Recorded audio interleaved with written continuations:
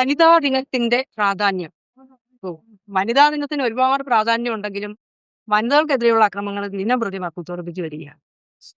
ഇതിനനുകൂലമായിട്ട് നമ്മുടെ ഭരണഘടനയിൽ അല്ലേ ഒരുപാട് നിയമങ്ങൾ പാസാക്കിയിട്ടുണ്ട്. ഉണ്ട്. ആർട്ടിക്കിൾ 15 ജെൻഡർ ഡിസ്ക്രിമിനേഷൻ പാടില്ല എന്ന് പറഞ്ഞിട്ടുണ്ട്. എന്നാൽ ആർട്ടിക്കിൾ 15 സ്ത്രീകൾക്ക് വേണ്ടി സ്പെഷ്യൽ പ്രൊവിഷൻസ് കൊടുത്തിട്ടുണ്ട്.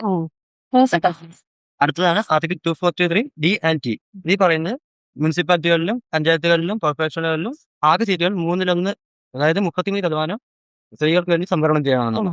ബീഹാർ, മഹാരാഷ്ട്ര, കേരളം പോലെയുള്ള സംസ്ഥാനങ്ങളിൽ ഈ സംവരണം 50% ഉയർത്തിയിട്ട് സംസ്ഥാന നിയമങ്ങൾ കൊണ്ടുവന്നിട്ടുണ്ട്. ഇവിടെ നമുക്ക് ആർട്ടിക്കിൾ 16 നോക്കാം. ആർട്ടിക്കിൾ 16 എന്ന് പറഞ്ഞാൽ റൈറ്റ് ടു ഈക്വൽ ഓപ്പർച്യൂണിറ്റി ആണ്. തൊഴിൽ മേഖലയിൽ തുല്യ അവസരം ഉറപ്പാക്കുന്നതാണ് ആർട്ടിക്കിൾ 16.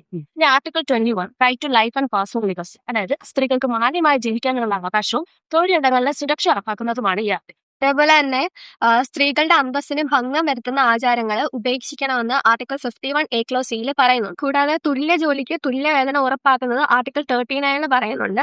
ആർട്ടിക്കിൾ 14 പറയുന്നത് ഇക്വാലിറ്റി ബിഫോർ ലോ ആണ്. നിയമത്തിന് മുന്നേ എല്ലാവരും തുല്യരാണ്. എല്ലാവർക്കും ലിംഗഭേദമന്യേ തുല്യ പരിഗണന നൽകണമെന്നാണ് ഈ ആർട്ടിക്കിൾ പറയുന്നത്. അവസാനമായിട്ട് ആർട്ടിക്കിൾ 42 ഇതിൽ മെറ്റേണിറ്റി റിലീഫ്, അതായത് പ്രസവാനുകൂല്യങ്ങളും മെച്ചപ്പെട്ട തൊഴിൽ സാഹചര്യങ്ങളും ഉറപ്പാക്കുന്നു. കൂടാതെ BMS ഇതിനെ പറ്റി ഒരുപാട് നിയമങ്ങൾ പറയുന്നുണ്ട്. അത് നമുക്ക് പിന്നീട് ചർച്ച ചെയ്യും.